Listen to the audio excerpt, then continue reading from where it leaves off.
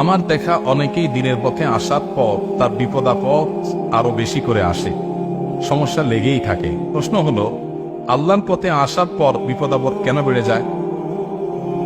এরকম অভিজ্ঞতা আমারও আছে। আমি অনেককে দেখেছি যে আল্লাহর পথে আসার আগে তার এত বিপদ আপদ ছিল না।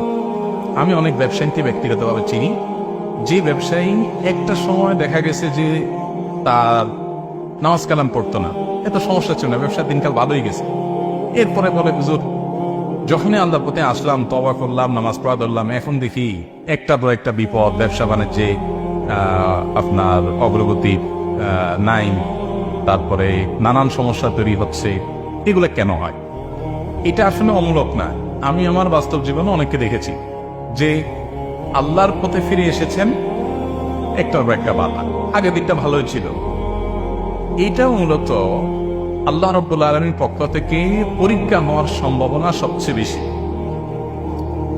আপনি যখন আল্লাহর দিকে আসেন, সম্ভবত ইবনে কাইয়্যিম রাহিমাহুল্লাহ অথবা ইমাম ইবনে তাইমিয়া রাহমাতুল্লাহ দুজনের কোনো একজন হবে, তাদের একটা উক্তি আছে খুব চমৎকার। সেটা হলো, আল্লাহর দিকে যখন কোনো বান্দা আসে, আল্লাহর কাছাকাছি আসে, আল্লাহ তখন অনেককে ধাক্কা দেয়। ধাক্কা দেন বলতে ফিজিক্যালি ধাক্কা না, মানে আল্লাহ রাব্বুল আলামিন পরখ করতে চান। আল্লাহ সব জানেন কার ভেতরে কি আছে না আছে, তিনি আলিমুল বিজাতি সুদূর, কিন্তু তিনি প্রমাণ করতে চান যে এই যে আমার দিকে আসছে, এই আশাটা পিওর কিনা, আসলেই সে আমার দিকে আসছে কিনা। যদি ভেজাল হয় তাহলে একটা ধাক্কা খাওয়ার পর আর আসবে না, চলে যাবে। আর যদি আশাটা পিওর হয়, না আমি আল্লাহর দিকে যেতেই চাই, আমি আল্লাহর দিকে দাবিত হতেই চাই, তাহলে যত ধাক্কা আসুক সে আরো জোরে আসবে, যত ধাক্কা আসুক সে আরো জোরে যেতে থাকবে। ব্যাপারটা এরকম যে ধরেন যখন আপনি সকালবেলা একটা চাদর গায়ে দিয়ে বের হয়েছেন, হঠাৎ করে বাতাস ছিটছে, ঠান্ডা বাতাস। বাতাস যখন আস্তে আস্তে বাড়তে থাকে, আমরা তখন কি করি? ওই চাদর আরো জোরে ধরে, তাই না? কেউ ধরেন কোনো নদীতে ডুবে গেছে, তখন তিনি যদি কোনো কলা গাছ বা কিছু পান, এটা তিনি জড়ায় ধরবেন।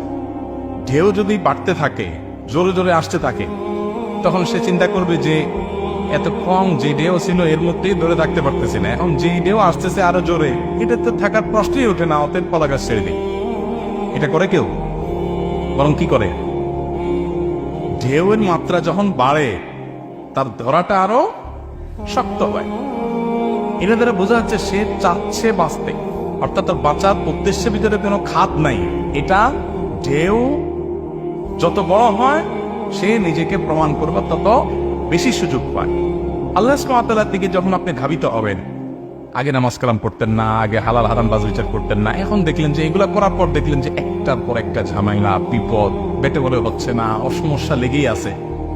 আল্লাহ রাব্বুল আলামিন আপনাকে পরখ করছেন, আপনার উদ্দেশ্যে ব্যাপারে আপনি কতটা অনড়, কতটা আল্লাহর দিকে সত্যি আপনি আসতে চান, আল্লাহ সেটাকে প্রমাণ করছেন। এই জন্য ওই টাইমগুলোতে একটু সবরের সাথে পার করতে হয়। এই সময়টা পার হয়ে যায়, হয়তো কারোর অনেক লম্বা সময় ধরে সফর করতে হয়, কিন্তু পার হবে নিশ্চিত। বিদায় এই সময়গুলোতে সফর করতে হয়।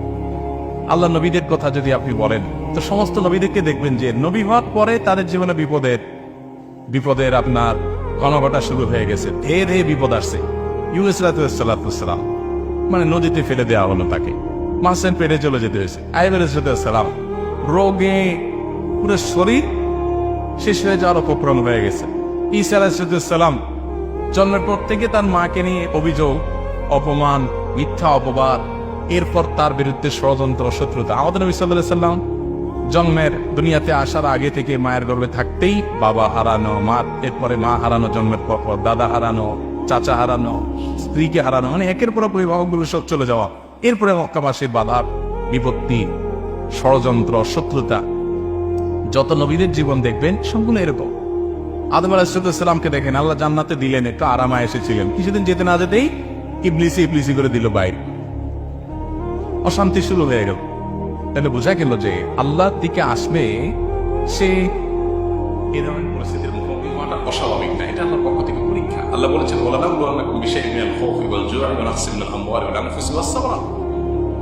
আমি পরীক্ষা করি মানুষকে বিপদ আপদ, ক্ষয়ক্ষতি, বিভিন্ন কিছু দিয়ে। এরপর ওয়াবাশশিরিস সাবিরিন, আল্লাহ বলেছেন এগুলোতে যারা টিকে থাকতে পারে এদেরকে সুসংবাদ দাও। আল্লাহ তাআলা আমাদেরকে টিকে থাকার তৌফিক দান করুন, সবর করার তৌফিক দান করুন। আল্লাহর পথে আসলে তাদের পরীক্ষা আসাটা এটা নবীদের সুন্নাহ বা নবীদের সিস্টেম, অতএব তাদের ধারাবাহিকতা আসা স্বাভাবিক না। আবার কারো কারো ক্ষেত্রে হয়তো সেটা নাও হতে পারে, ব্যতিক্রম থাকতে পারে, সেটা অস্বাভাবিক না, কিন্তু বিপদ আসলে